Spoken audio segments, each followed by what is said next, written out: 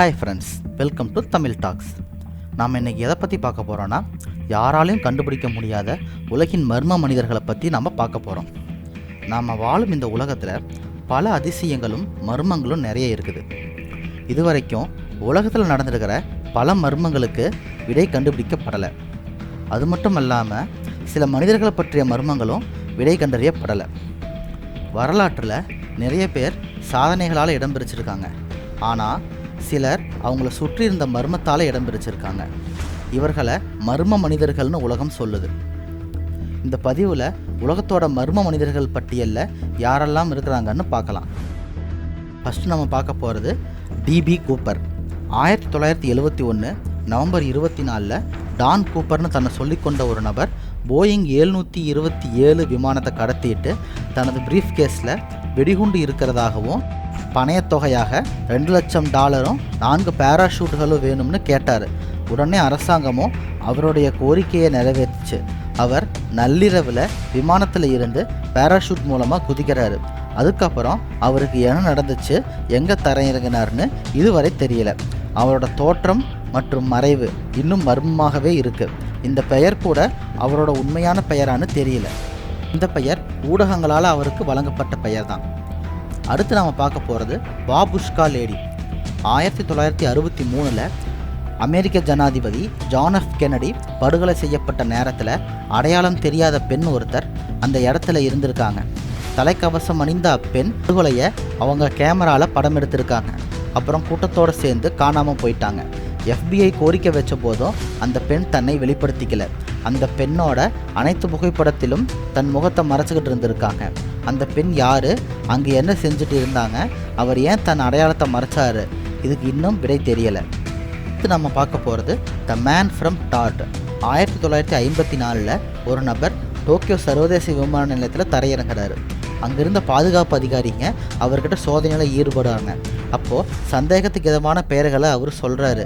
குழப்பமடைஞ்ச அந்த பாதுகாப்பு அதிகாரி வேர்ல்டு மேப்பை எடுத்து கொடுத்து நீங்கள் எங்கேருந்து வரீங்கன்னு சொல்லுங்கன்னு சொல்லி அந்த வேர்ல்டு மேப்பில் காட்ட சொல்கிறாங்க. அவர் ஒரு இடத்த காட்டுறாரு. அவர் காட்டின நாடு அன்டோரா. அதை சுட்டி காட்டி அதுதான் தனது நாடு, அதோட பெயர் டாரஸ்ட்னு சொல்கிறாரு. இதுக்கு முன்பு அவர் அன்டோராவை பற்றி கேள்விப்பட்டதில்லை. பாதுகாப்பு அதிகாரிங்க டாரஸ் பற்றி கேள்விப்பட்டதில்லை. ஆனால் அவரோட பாஸ்போர்ட், லைசன்ஸ், செக் புக் இதெல்லாம் அவர் சொன்னதை உறுதிப்படுத்துச்சு. குழப்பமடைஞ்ச அதிகாரிங்க பக்கத்தில் உள்ள ஹோட்டலுக்கு அவரை அனுப்பிட்டு அவரை கண்காணிக்க 2 அதிகாரிகளையும் போட்டாங்க. அடுத்த நாள் காலையில் எந்த தடையும் இல்லாமல் மர்மமாக மறைஞ்சிட்டாரு. அதுக்கப்புறம் அவரை பற்றி எந்த தகவலும் இல்லை. அடுத்து நம்ம பார்க்க போகிறது ஜாக் த ரிப்பர். 1888 தொடர்ச்சியாக 5 பாலியல் தொழிலாளிகள் கொல்லப்படுறாங்க. கில்லர் அவங்களோட தொண்டை, வயிறு அப்புறம் உள்ளுறுப்புகளை வெளியே எடுத்து கொல்றாரு. கொல்லப்பட்ட விதத்தை வச்சு பார்த்தா கொலையாளிக்கு உடற்கூறியல் அல்லது அறுவை சிகிச்சை பற்றிய அறிவு இருக்கலாம்னு தெரியுது. விசாரணையின் போது காவல்துறையினருக்கும் ஊடகங்களுக்கும் கொலையாளியிடம் இருந்து வந்ததாக கூறப்படும் கடிதங்கள் ஜாக் த ரிப்பர் என்ற பெயருடன் கிடச்சிருக்கு. ஆனால் அவர் யார், ஏன் பாலியல் தொழிலாளர்களை மட்டும் குறி வச்சு கொன்னாருங்கிற கேள்விக்கு இதுவரைக்கும் பதில் கிடைக்கல. அடுத்து நாம் பார்க்க போகிறது வூல்ஃபிட்டின் பச்சை குழந்தைகள். 12ஆம் நூற்றாண்டில் பச்சை நிறை தோலை கொண்ட 2 குழந்தைகள் சகோதர சகோதரின்னு சொல்லிக்கிட்டு திடீர்னு வூல்ஃபிட் கிராமத்தில் தோன்றுனாங்க. அவங்க யாரும் அறியாத மொழியை பேசினாங்க. அப்புறம் பீன்ஸ் தவிர வேறு எதையும் சாப்பிடல. சீக்கிரமாகவே ஆங்கில மொழியை கற்றுக்கிட்டாங்க. மற்ற உணவுகளையும் சாப்பிட ஆரம்பித்தாங்க. நாளாக ஆக அவங்களோட தோலோட நிறமும் மாறுச்சு. அவங்களோட சகோதரன் உடல்நிலை சரியில்லாமல் இறந்துட்டான். ஆனால் அவங்க நிலத்துக்கடியில் இருக்கிற செயின்ட் மார்ட்டின் லேண்ட் அப்படிங்கிற இடத்துலேருந்து வந்ததாக அந்த சிறுமி சொல்கிறான். மேலும் அங்கே சூரியனே இல்லை, அங்கே எல்லாமே பச்சை நிறத்தில் தான் இருக்குது அப்படின்னு சொல்கிறான். ஆனால் இதுவரை அது கண்டறியப்படலை. அவங்க வேற்று கிரகத்திலிருந்து வந்தவங்களா இருக்கலாம் அப்படின்னு தீர்க்கப்படாத மர்மம் இன்னும் இருந்துட்டு தான் இருக்குது. அடுத்து நாம் பார்க்க போகிறது ஏஜென்ட் 355.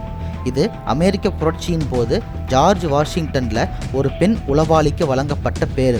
அவங்க புத்திசாலித்தனமான ஏஜெண்ட்டாக இருந்தாலும் ஒரு பிரிட்டிஷ் கப்பலில் சிறைபிடிக்கப்பட்டு சிறையில் அடைக்கப்படுறாங்க. அங்கேயே இறந்தும் போகிறாங்க.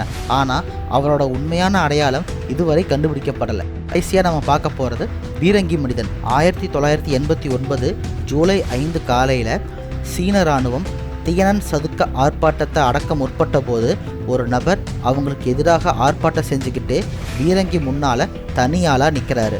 பேர் வாங் வெய்லின். அவர் ஒரு மாணவர்னு செய்தித்தாள் கூறுச்சு. ஆனால் சீனாவோட கம்யூனிஸ்ட் கட்சி இந்த செய்தியை நிராகரிச்சிருச்சு. அந்த நபர் கைது செய்யப்படலை, அவரை பற்றி எதுவும் தெரியாதுன்னு அவங்க சொன்னாங்க. இன்னும் அந்த மனிதனை பற்றி அவருக்கு என்னாச்சுன்னு நம்பகமான எந்த தகவலும் இல்லை. இது போன்ற சுவாரஸ்யமான விஷயங்களை நீங்கள் இன்னும் கேட்கணும்னு விருப்பப்பட்டீங்கன்னா மறக்காமல் இந்த வீடியோவை லைக் பண்ணுங்கள், ஷேர் பண்ணுங்கள், கமெண்ட் பண்ணுங்கள், சப்ஸ்கிரைப் பண்ணுங்கள், பக்கத்தில் இருக்கிற பெல் ஐக்கானை கிளிக் பண்ணுங்கள். தேங்க்யூ.